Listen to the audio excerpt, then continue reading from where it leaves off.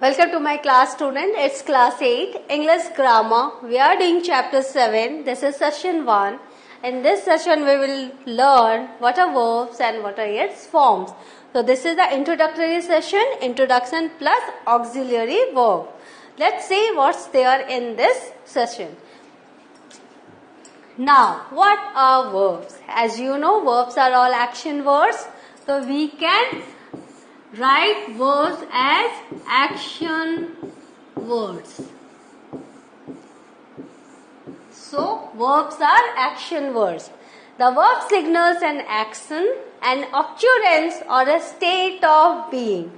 Whether mental, physical or mechanical, verbs always express activity. Always remember activity. Action is associated with verbs. There are 3 categories of verbs. Action verbs, then state of being or linking verbs and helping verbs. State of being or linking verbs and then last is the helping verbs. So you are seeing there are 3 categories of verbs. 3 categories of verbs. Action, state of being or linking verbs and helping verbs. So here what is verbs? The verb signals an action, an occurrence or a state of being, whether mental, physical or mechanical. I am sad. See? So, verbs always expresses activity. There are 3 categories of verbs. Action verbs, state of being, linking verbs and helping verbs. Now, state of being, I am a teacher. Right? So, that is the state of being. And helping verbs are also there. So, with the example, we will come to know about this. Now, action verbs, I love cheese, I grate cheese, I use cheese, whatever the action you can use. Linking verbs or state of being, I am a teacher. Helping verbs, I will play the flute, I will be a teacher. So, helping verb will M is R. Now, helping verbs are not main verbs. A helping verb together with action or linking verb is called phrasal verb. So, we have one different kind of again phrasal verb. And these are what? These are the helping verb together with action or linking verb. That is called phrasal verb. Now, finite and non-finite verbs. There are mainly 2 types of verbs in English, finite and non-finite. Finite verbs change their forms when there is a change in the number or persons. Right? Now, number or person of the subject. And finite verbs also have different form in different tenses. For example, as you know, there are 3 tenses, past, present and future. So, finite verbs have different forms in 3 tenses, right? Non-finite verbs do not change their forms when the number or person of the subject changes. There are mainly 3 types of non-finite verbs. These are called infinitives, gerunds and participles. For example, infinitives, to go, and gerunds, singing is one of my hobbies. And then speed is a verb. So, present participle is speeding. Speeding is present participle. So, whatever the number of person, these will remain the same. So, these are called non-finite verbs. And in finite verbs with numbers and with person, it changes. If you see here, see number, if there is singular, if it is singular, so he has 3 dogs, right? Now, if plural, they have. So, with number you are seeing it changes. Now, here finite, if it is singular, he eats nuts, right? And Here they eat nuts. So as, es, whatever with singular and plural, finite verb always changes. Now one more thing, eat is in present it is eat, in past it is ate, and the third form it is eaten. So you are seeing there are different forms also.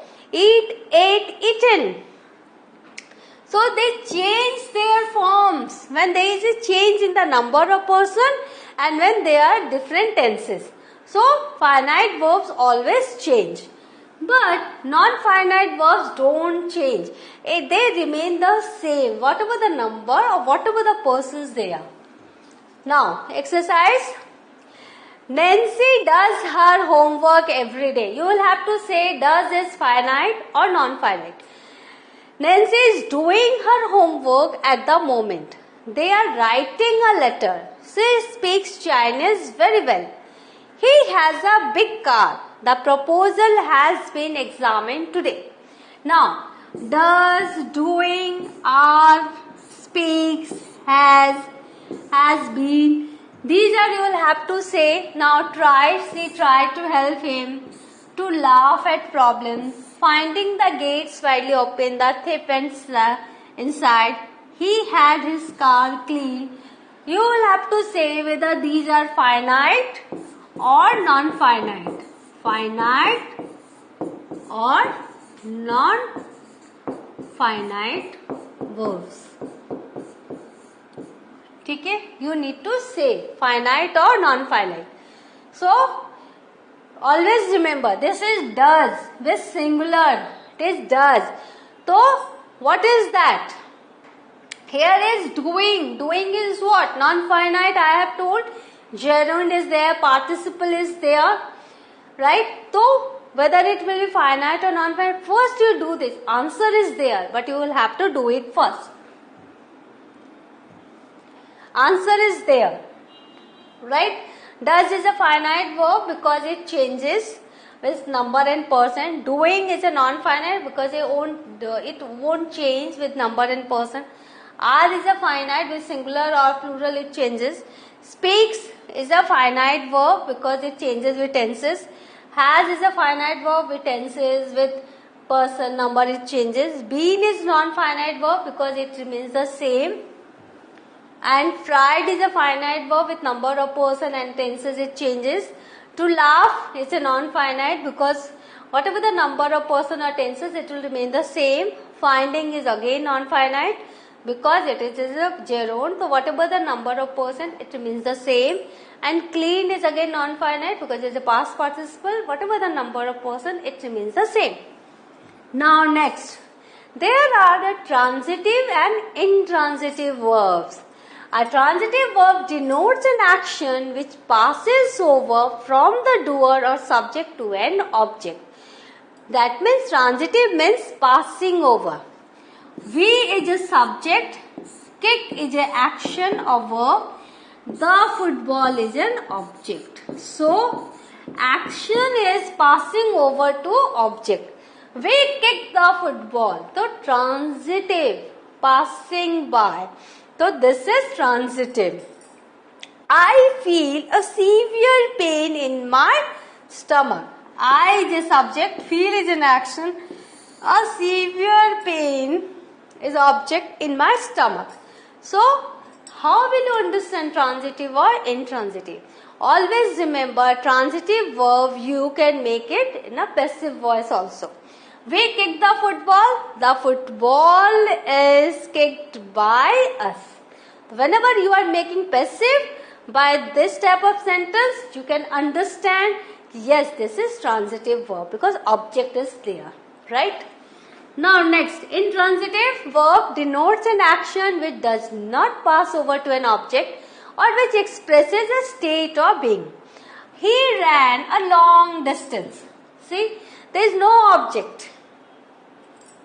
This is action. The baby sleeps. This is state of being.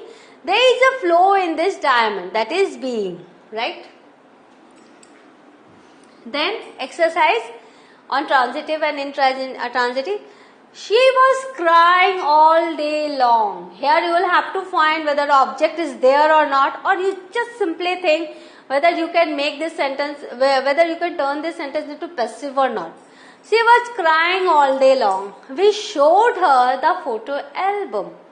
The doctor advised me to exercise regularly. That means subject or object you will have to find, and if you find subject or object, that is transitive verb. It was raining at that time. She laughed at the joke. Now here, she was crying all day long. Are you seeing any object here? Then what is this? You better understand.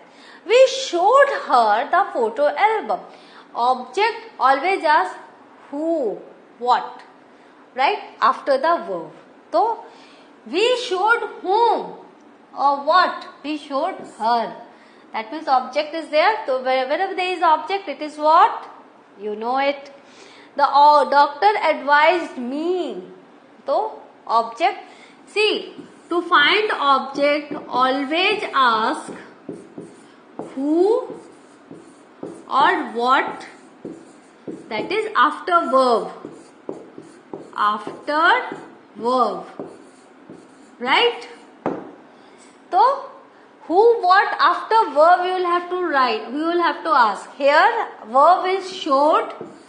And so, this is object. And this is subject.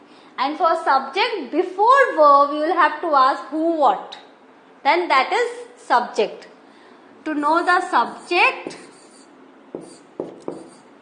we will have to ask who, what,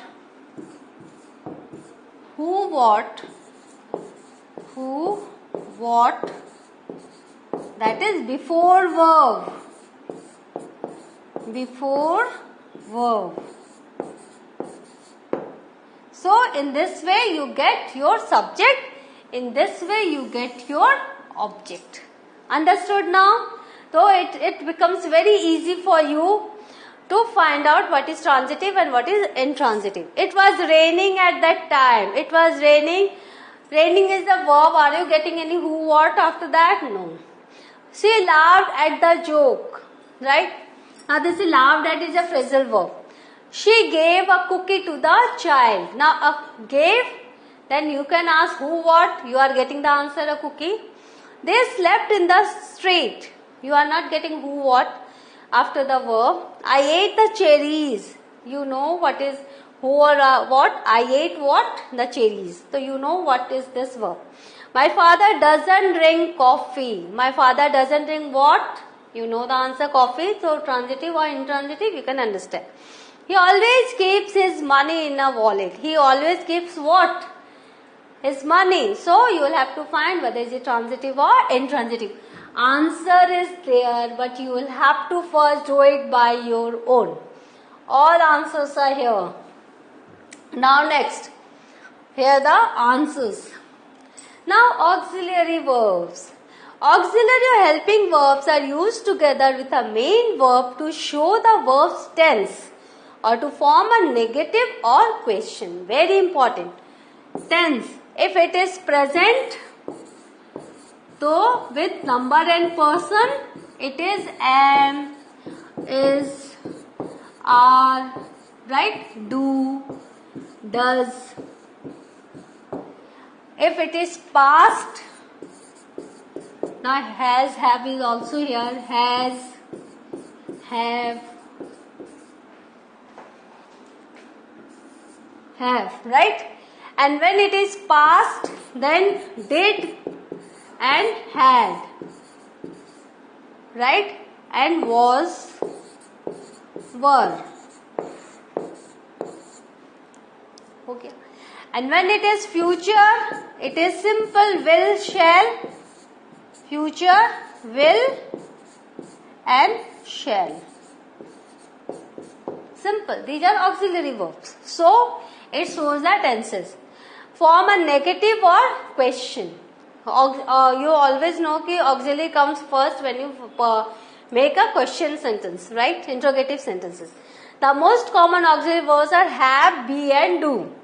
They add detail to how how time is conveyed in a sentence, right? With the tenses, they give you the detail also. Now, next, it creates the most complicated verb tenses, the progressive and the perfect aspect. So you can understand whether the tense is progressive or the perfect. So you can understand with the auxiliary verb which tense is there. These verbs also function to convey complicated shades of meaning like expectations, permission, probability, potential, obligation and direction. Without helping verb, you cannot clear the feelings, the meanings of these emotions, right? Permission, may I come in, right? Like that. Expectations, probability, potential, obligation and direction. Now there is a list, though I have written there, here list is also here. To be, am, is, are, was, were, be, being, been. These are used in progressive tenses and passive voices, verbs. To have, has, had. These are used in perfect tenses. To do, does, did. These are emphatic verbs. So you have a list of this also. Now conditional verbs are also there. These are called modal auxiliaries. So could, should, would, can, shall, will, may, might, must. These are your conditionals. Now some exercises. Tell me. Here you will have to write auxiliary verbs. They dash finish the job. What dash you do every Sunday? I dash like to watch TV. There's a good film on. She does not want to stay at home. You will have to write the meaning, fill in the blanks. He does call me twice this morning. What does she do in her free time? Where does they go yesterday? Whatever you feel, you just feel, but it must be correct, then you check it. She does always wanted to meet him. What does they doing when you came in? Now answers are there. Tell me, are you coming to the party? Are you coming? All the answers are here. You will have to first do it by your own. All the answers are here. So, what have you learned? We have learned different types of verbs. Introduction we learned finite and non-finite verb. We learned transitive and intransitive verbs. We learned auxiliary verbs. We have the list of verbs, and with the exercises, we know how to write the correct form of verbs. So, continue with this, revise it, have a good revision, and in the next class I will be here with some more interesting chapters of grammar. Till then, goodbye. Thank you.